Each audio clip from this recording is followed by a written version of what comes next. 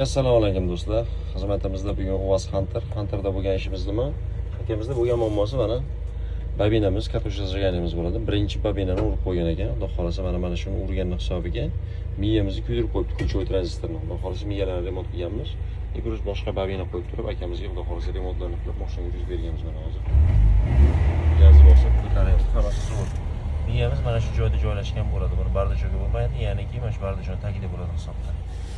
Hop, xizmatlar bo'yicha, miyalar remontlari bo'yicha, programmalari bo'yicha imkonlaricha o'zimizga murojaat qilsanglar, Xudo xolasa ishlarni sifatli va garantiyalar qilib qo'yamiz akalar. Hech bo'lishiga qaramasdan akamiz ishini bitirdik, Xudo xolasa ertaga topshiramiz mashina. U mashina endi bilganlar biladi, bu mashina ham go'zal mashina, yurishlari polni привод ekan. Qiziqdik. Boshi dalalarga, tog'larda, Xudo xolasa o'zini zo'r ko'rsatgan mashinalardan biri ekan. Haydab ko'rdik, zo'r mashina. Xizmatlar bo'yicha bemalol o'zimizga murojaat qilaverasizlar akalar.